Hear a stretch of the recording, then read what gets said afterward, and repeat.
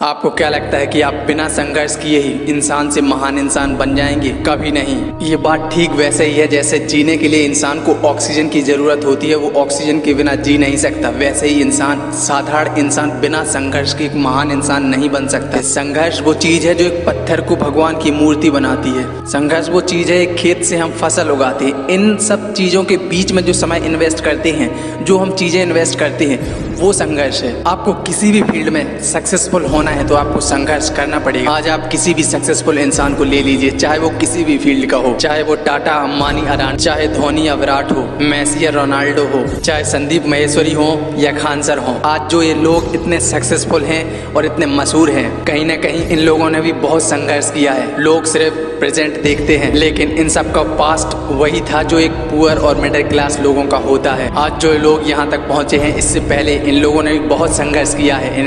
ये लोग अपने हालातों से लड़े हैं, तब जाके यहाँ पहुँचे हैं। आपको भी संघर्ष करना पड़ेगा। इस पूरी दुनिया में 10,000 से भी ज्यादा पक्षियों की प्रजातियां होती हैं, लेकिन इन्हीं पक्षियों में से एक पक्षी ऐसा होता है जिसकी एक अलग ही पहचान होती है, जो आसमानों को चीरकर 1000 किलोमीटर ऊपर 120 किलोमीटर प्रति घंटा की रफ्तार से उड़ता है, जो अपने वजन से कई गुना ज्यादा बड़े शिकार को पंजे में दबा के आसमान में उड़ जाता है। उसे पक्षियों का राजा कहा जाता है, जिसे हम बाज के नाम से जानते हैं। बाज ने इतना बड़ा मुकाम हासिल किया है, वो अपनी ट्रेनिंग। यदि आप भी इस दुनिया में एक मुकाम हासिल करना चाहते हैं, आपको बाज के संघर्ष के बारे में जरूर जानना चाहिए, क्योंकि 25 से 30 की उम्र में होने के बाद भी लोगों को रिस्क लेने से डर लगता है, लेकिन बाज के जीवन की शुरुआत ही रिस्क लेने से होती है। जहाँ पर बाकी पक्षियों के बच्चे चींची करना सीखते हैं, वहीं पर एक मादा बाज अपने बच्चों पंजे में दबाकर आसमानों के ऊपर ले जाती है उड़ाकर। वह अपने बच्चों को यह सिखाने के लिए ऊपर ले जाती है कि तुम आसमानों में ऊपर उड़ने के लिए बने हो, तुम एक बादशाह पक्षी बनने के लिए बने हो। मादा बाज अपने बच्चों को पंख में पंजे में दबाकर आसमानों में छोड़ देती है।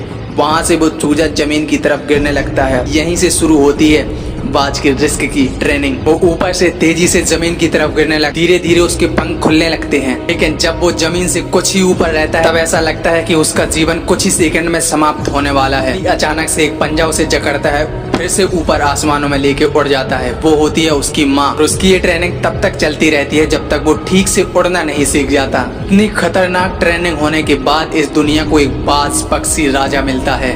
बारिश के मौसम में जहाँ पर सारे पक्षी एक आश्रय की तलाश करते हैं, वहीं पर बाज पक्षी आसमानों को चीरता हुआ ऊपर निकल जाता है और बादलों को चैलेंज करता है कि वर्ष ले, तू कितना बरसेगा। एक बाज की उम्र लगभग 70 साल होती है, लेकिन जब वह 40 साल का होता है तो उसकी जिंदगी मौत के समान हो जाती है, क्योंकि उसकी चोंच इतनी मुड़ जाती है कि वो शिकार को निगल नहीं पाता है। उसके पंख भी भारी हो जाते हैं और उसके शरीर से चिपक जाते हैं, जिससे उड़ पाना भी बहुत मुश्किल हो जाता है। उसके पंजे भी लंबे और लचीले हो जाते हैं, जिससे वो शिकार नहीं कर पाता है। यहाँ पर उसकी लाइफ में 2 रास्ते बचते हैं, या तो वो अपने शरीर को त्याग दे या दूसरों के छोड़े हुए भोजन को खा के दूसरों पर डिपेंड रहे। लेकिन वो तीसरा रास्ता अपनाता है, खुद को सबसे पीड़ा, सबसे दर्द वाला, अपने आप को फिर से स्थापित करने का नया रास्ता। वो अपने आप को एरिया की सबसे ऊंची चोटी पर ले जाता है और वहाँ पर अपना घोंसला बनाता है और अपनी चोंच को चट्टानों से मार मार कर तोड़ देता है, लहूलुहान कर देता है और इंतजार करता है एक नई चोंच आने का। और जब नई चोंच आ जाती है तो अपनी नई चोंच से उखाड़ फेंकता है अपने पंखों को और इंतजार करता है नए पंखों को आने का। अपने नाखूनों को उखाड़ के फेंक देता है और इंतजार करता है नए पंजे आने का। ये सब करने में लगभग उसे 4 से 5 महीने का समय लगता है। इस 5 महीने में कड़ी मेहनत और कड़ी तपस्या के बाद उसका पुनर्जन्म होता है और फिर से वो आसमानों को चीरकर बादलों में उड़ने लगता है। ठीक ऐसे ही 3 रास्ते होते हैं हमारी जिंदगी में भी। कुछ लोग ऐसे होते हैं जो पहला रास्ता अपनाते, परेशानियों को देख के सुसाइड करके खुद को खत्म कर लेते हैं। कुछ लोग ऐसे होते हैं संघर्ष को छोड़कर एक सिंपल लाइफ जीने लगते हैं, और कुछ लोग ऐसे होते इतना संघर्ष करते हैं, मुसीबतों को लात मार के बाज की तरह एक नया जीवन देते हैं खुद को, और इतनी मेहनत करते हैं अपने ऊपर, अपने स्किल के ऊपर, कि खुद की दम पर आसमानों को छूने लगते।